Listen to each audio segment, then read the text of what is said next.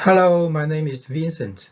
I made this video because I found the concepts of voltages, potential difference (PD), and electromotive force (e.m.f) are sometimes confusing to some people. So we first look at what is voltages. Actually, the potential difference (PD) and electromotive force, both of them are called voltages. They both have the same unit, volt, which is defined as watt per ampere, and if you cancel the second in watt and ampere, you will get joule per coulomb, which are the same. Although they are both called voltages and same unit, actually they are not exactly the same. Okay, what is potential difference PD? We first look at its definition. So if we are talking about potential difference, we must have 2 points. The potential difference between the 2 points is equal to the work done to bring a unit of charge, a coulomb of charge, against a conservative electric field from the low potential point to the high potential point. And what is a conservative electric field? A conservative electric field is a field in which, when moving charges, the work done is independent of path. And this definition, we can have an alternative definition, because when we move charge from low potential to high potential, we put work done to the charges. And in the reverse, if the charge is moving from the high potential to low potential, work done will be released. And both definitions are the same. Now we look at e.m.f. And what is it? I found 2 definitions. The first definition is defined e.m.f. in a closed circuit. So in a closed circuit, the e.m.f. equals to the power dissipation per ampere of current flowing in the circuit.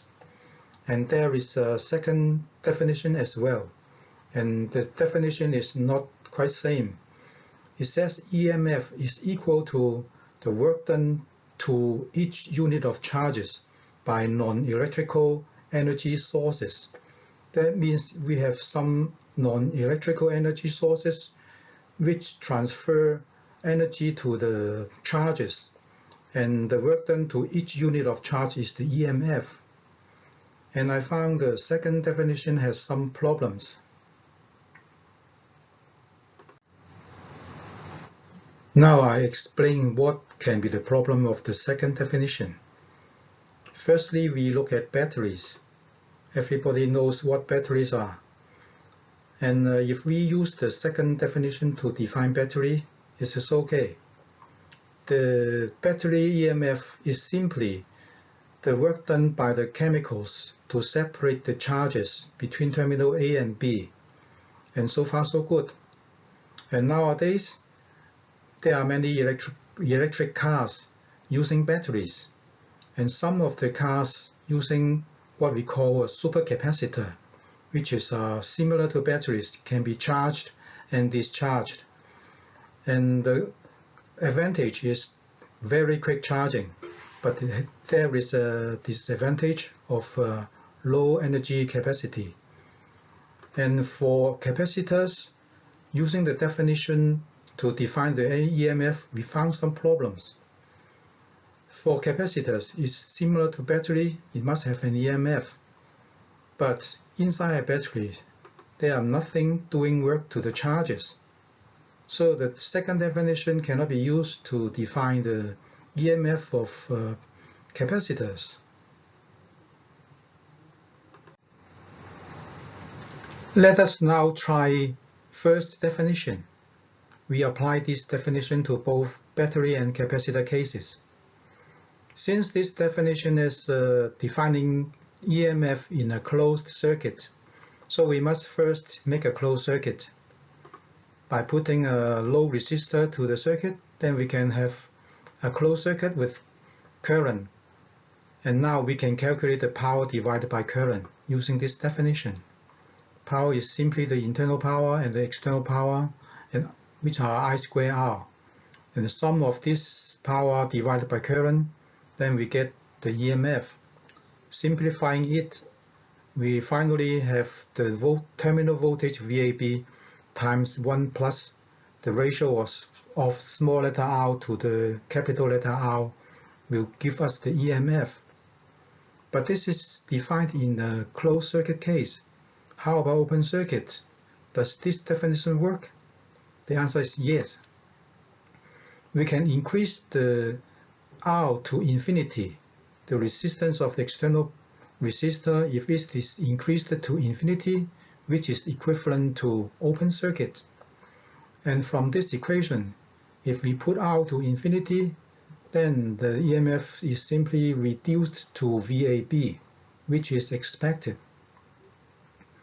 One point I must point out is that in the capacitor case, because charges cannot pass through capacitors, but there are current as well, although no charge is passing through. We call this current displacement current. And not only current, the displacement current can have dissipation of power as well. And the dissipation of power must also be included in the power calculation of this EMF.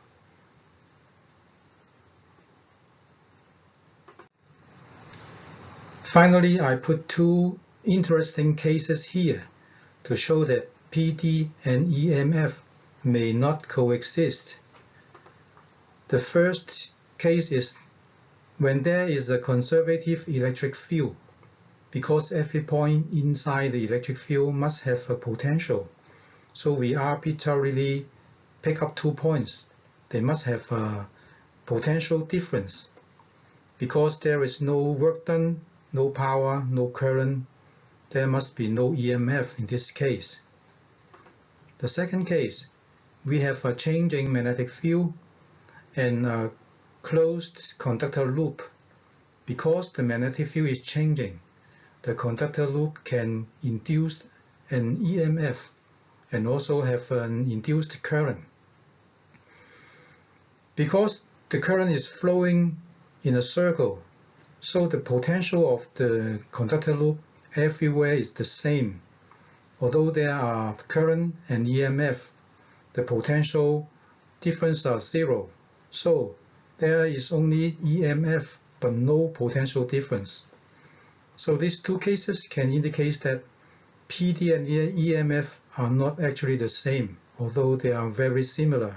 They both call voltages, they both have the same unit, but they are not the same.